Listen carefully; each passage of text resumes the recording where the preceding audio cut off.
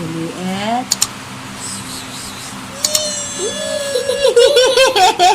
Hi, Pogi.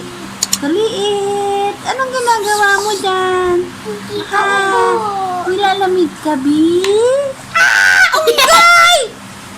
Si Miguel di makapigil talaga. Maliit na big boy. Maliit big boy. Aba! Ayun po mga alaga ko, 2 unggoy po at 1 pusa. Smile, Kuliit!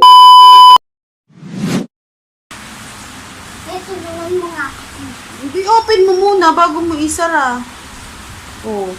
Sige na, open mo muna. Nag-iira.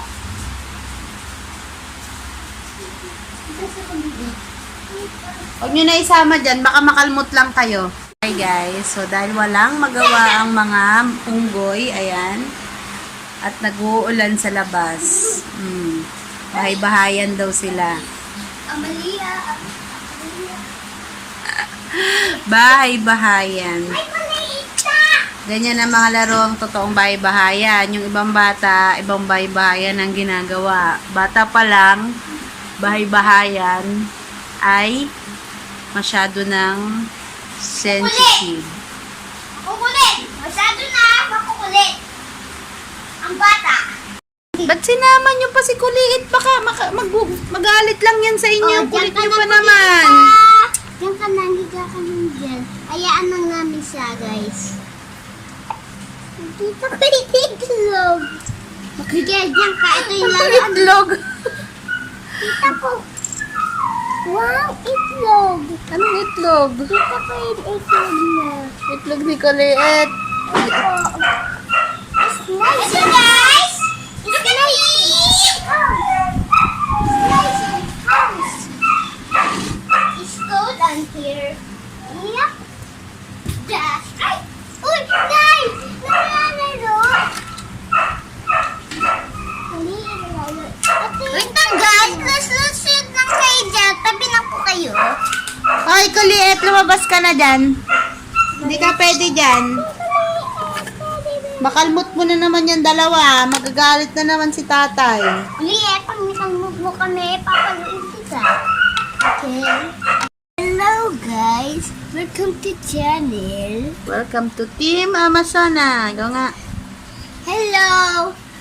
Ay, ano ba yung sasabi? Sabi mo, hello! Welcome to Team Amazona. Hello, welcome to Amazona. Naku. Hello! Welcome to Team Amazona. Hello, in Team Amazona. Ayan guys, yung laruan nilang tagsa 10 piso na nakakabingi. Oh. Sino yung mga nanay na bingin-bingin na sa mga anak na may ganyan laruan? Oh. Sige nga kuya, dali. Paano nabibingi dyan si nanay? Anong ginagawa mo pag nabibingi? Dali. Ganun.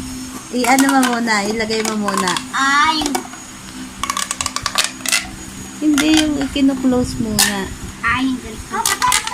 Yan. Papakita daw ni kuya kung paano daw si nanay nabibingi. Sa laruan niyang take sa 10 yun. Baluin kita dyan! Janela. Rainy days and Mondays always get me down.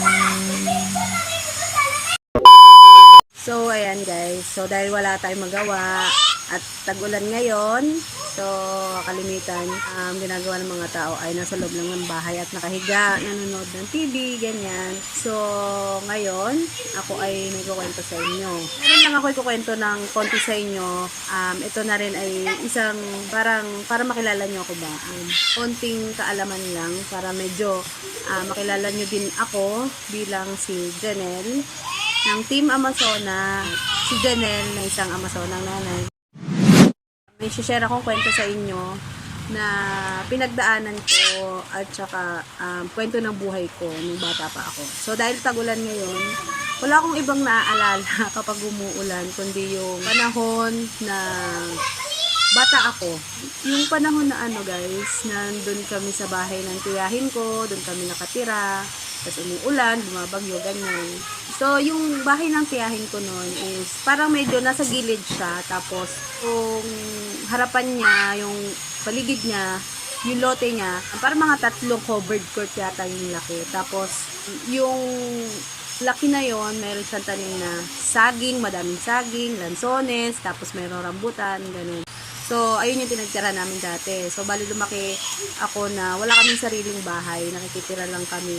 Ayun, pag umuulan guys, at saka bumabagyo, ang nangyayari dun sa sagingan ng tiyahin ko, lalo pag bagyo guys, nagbabagsakan, nagtutumbahan sila.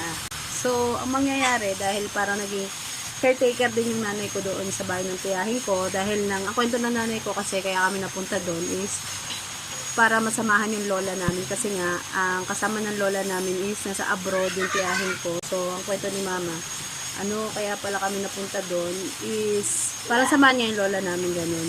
Namimiss ko lang ba yung mga kapatid ko pag mga gantong ulan, tapos minsan bumabagyo, yung mga saging is nagtutumbahan. So kami, wala kaming ibang gagawin kundi pagkatapos ng bagyo, pagkatapos ng ulan, pagkatapos ng masarap na buhay namin na nakahiga, tulog, at ina-enjoy yung ulan, yung lamig ng panahon. Pagkatapos ng ulan na yon, ng bagyo na yon, dilubyo naman. Hindi naman sa dilubyo. Parang parang kumbaga bakbaka naman pagkatapos ng bagyo at saka ulan.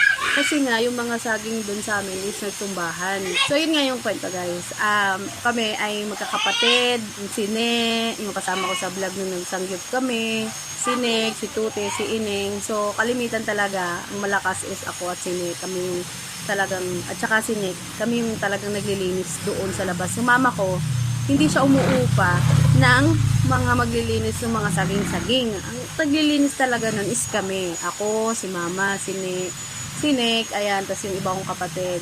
So, ang gagawin namin is tatabgain namin yung mga saging isa-isa para mabuhat namin. Talagang nagiging kargador talaga kami. Pag bumabagyo, umuulan talaga.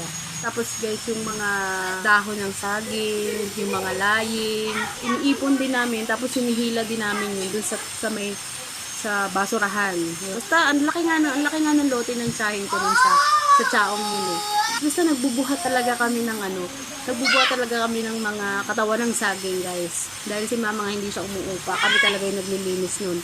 Tapos, ayun pa, naalala ko pa, isang bagay na naalala ko nung dalaga kami, nakasama ko yung mga kapatid ko. Ito kasi pala-asar to, tas ako, pikon ako. Ang ginagawa niya, dahil takot ako sa bulate, ayaw kasi yung bulate. Di ba pag sa probinsya, yung mga bulate doon is talagang ang lalaki. Tapos ang tawag namin doon is kulaloy. Ang ginagawa niya talaga, dahil alam niya takot ako sa bulate, inihihit niya talaga sa akin, nahagisan niya talaga ako. Alam mo yung tapos ako bigla akong papalire, tapos umiiyak na lang ako kasi ayaw niya talaga akong tigilan hanggat hindi ako natatakot sa bulate. Wala akong ibang naaalala talaga kundi pag umuulan kundi mga kapatid ko, mga alala namin ng kapatid ko, ng mama ko.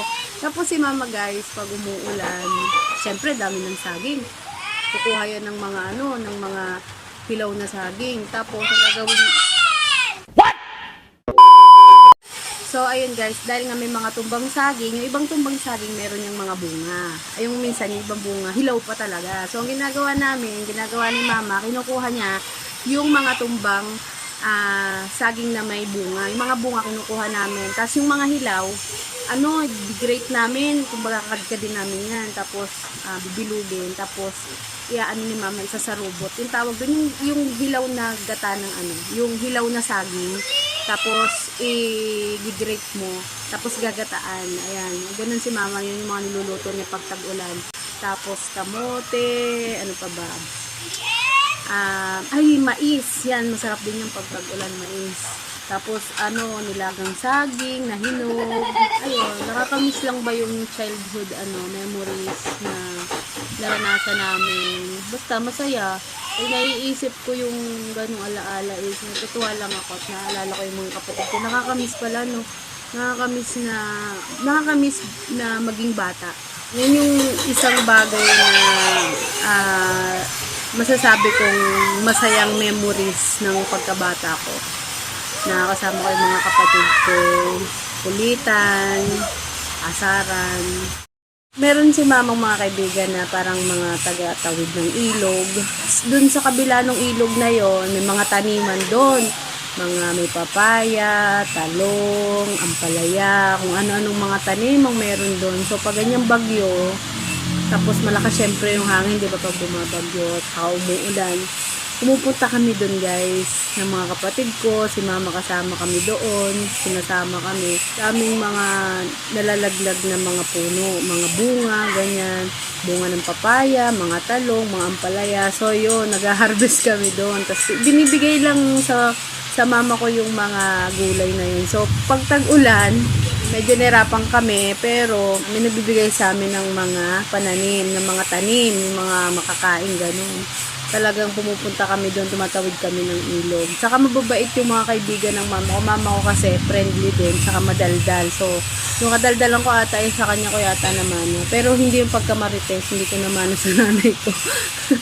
Minsan nakakatulong din talaga ang pagiging friendly kasi kagaya ng mama ko, pala kaibigan yung nanay ko.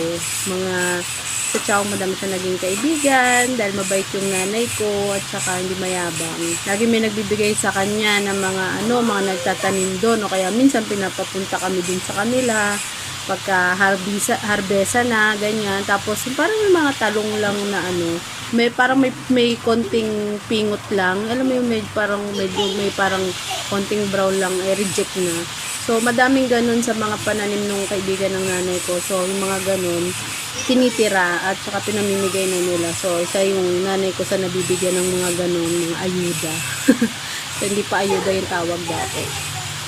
So, lumaki kaming mahirap dahil wala kaming sariling bahay, wala akong tatay. Pero, hindi naman masyadong pinaramdam ng nanay ko yung hirap ng buhay sa amin dahil unang-una lagi kaming may kinakain, hindi kami pinababayaan. Ang mama ko is alagang-alaga kami. So, syempre, yung mga ganong bagay na pinagagawa sa amin ng mama is parang parte na din ng pakikisama at parte na din ng training namin sa kanya bilang isang babae para matuto kaming gumawa. Anong ulam mo, kuya? Upo. Bakit upo ang ulam mo? Opo. Kasi, sabi ni tatay, Hindi na po opo. hindi nag-oopo. Kaya pinakain ka ni Ma'am Sinang. Upo. Ano pa yan? Isa. Tawag dyan. Sa adobo. Hindi yan. Ginisa yan. Ang ulam ni kuya ay Ginisa. ginisang upo na may alugbati at sardinas. Sarap yung gulay na yan, kuya. Hindi naman masyado. Hindi mo masyado. Pero wala kang choice kundi kumain ng gulay. Chocolate ka dyan. Chocolate.